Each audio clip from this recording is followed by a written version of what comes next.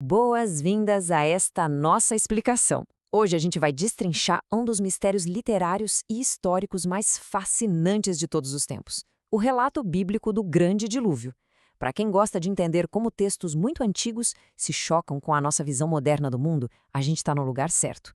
A ideia aqui é mergulhar nas páginas de Gênesis, cruzando ciência, os escritos antigos e, claro, a genialidade da retórica daquela época.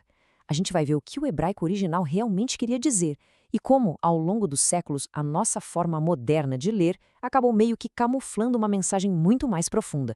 Vamos lá? Seção 1. O paradoxo do dilúvio. A gente começa a nossa investigação estabelecendo logo de cara a raiz do problema, uma contradição colossal que tem deixado muita gente quebrando a cabeça há gerações. Bom, olha só a dor de cabeça. De um lado, a gente tem a geologia moderna, que nos diz com todas as letras que existe zero evidência de um evento de inundação global simultâneo. A Terra simplesmente não mostra essas cicatrizes.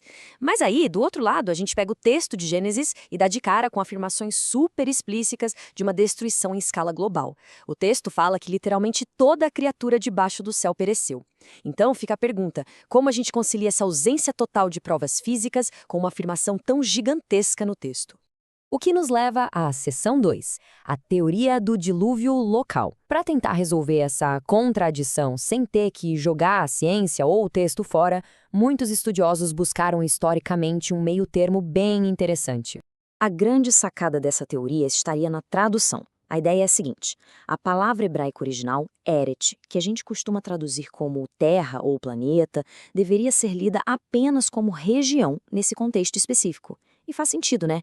Com essa pequena mudança, a gente respeitaria o relato de uma enchente devastadora e, ao mesmo tempo, explicaria a falta de evidência global. A água teria coberto só aquela região ali, matando o que tinha lá e fim de papo. Problema resolvido, certo? Bom, nem tanto.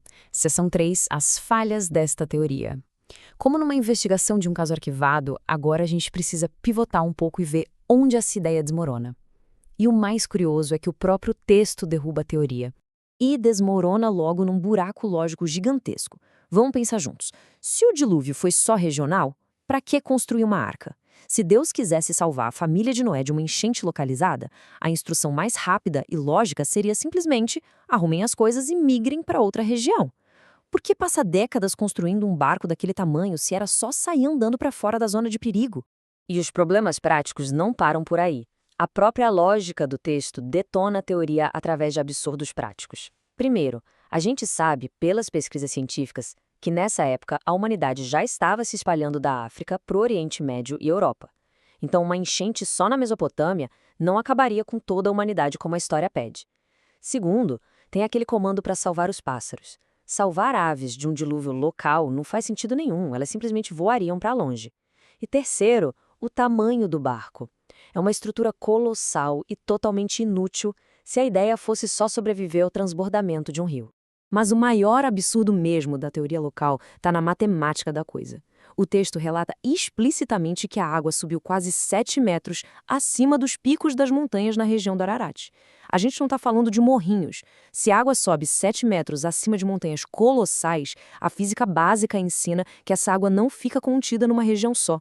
Ela se espalharia pelo globo inteiro. Ou seja, a linguagem do texto recusa categoricamente a ideia de um evento local. Seção 4. O retorno ao caos. Se a teoria local falha com a própria lógica do texto, a gente tem que dar um passo para trás e entender o que o autor antigo realmente queria comunicar. A grande chave para decifrar isso está num conceito hebraico fascinante chamado Tou Yavou Ho. É um termo teológico super profundo lá do comecinho de Gênesis. Basicamente, descreve um estado de não ordem absoluto, um vazio, o caos puro que existia antes de Deus criar o mundo. Dá para visualizar esse estado pré-criação como uma espécie de gigantesca bolha de água caótica, um estado de descriação. Então a sacada é essa: no dilúvio não estamos lendo sobre uma chuva forte.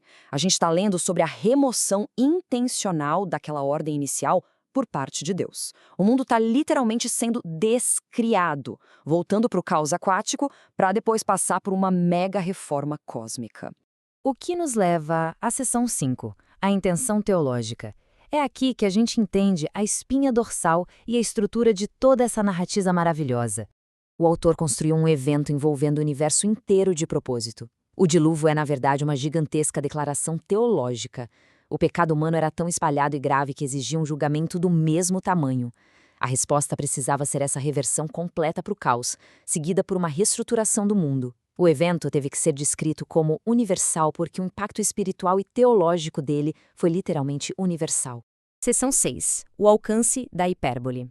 Para a gente realmente captar a genialidade dessa perspectiva, é fundamental entender as ferramentas que esses autores antigos usavam.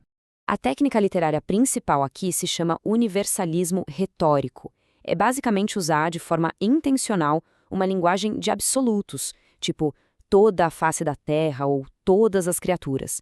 Não para mapear o tamanho do evento como a gente faria hoje num satélite, mas para mostrar que o impacto e a importância daquilo foram absolutos.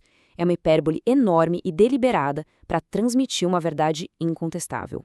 Para ficar mais claro, as fontes fazem um paralelo muito forte com o nosso tempo, analisando a forma como a gente frequentemente ouve falar sobre a tragédia do Holocausto. Pensa naquela frase muito usada, a aniquilação completa dos judeus europeus. Quando a gente escuta a expressão aniquilação completa, a gente entende na hora que isso é uma hipérbole retórica intencional. Ninguém usa essa frase para debater números matemáticos exatos ou dizer que absolutamente ninguém sobreviveu. Essa linguagem serve para a gente sentir o peso e a gravidade assustadora da tragédia e nos convidar a fazer a pergunta mais difícil de todas. Por que Deus permitiu isso? O texto bíblico faz exatamente a mesma coisa. Ele usa a ideia de destruição global para focar no peso imenso do pecado e do julgamento, e não em estatísticas geográficas. O resumo da ópera de tudo que a gente viu aqui é esse. O relato do dilúvio é uma obra-prima da teologia que usa a hipérbole de um jeito brilhante. Não é, e nunca quis ser, um livro didático de geografia. Quando a gente entende esse uso do universalismo retórico, é libertador. A gente consegue respeitar totalmente as evidências científicas e, ao mesmo tempo, abraçar a verdade teológica incontestável do texto. Não existe contradição quando a gente lê o texto pelo que ele realmente é. E para fechar essa nossa explicação, fica aqui um pensamento bem provocativo para a gente levar. Quando a gente tenta forçar textos da antiguidade, que são cheios de propósitos teológicos e ferramentas literárias próprias, a caberem no molde dos nossos livros de ciência modernos, será que a gente não corre o risco de jogar fora a mensagem brilhante e original que esses autores queriam nos passar? É algo para se pensar, não é mesmo? A gente fica por aqui, até a próxima!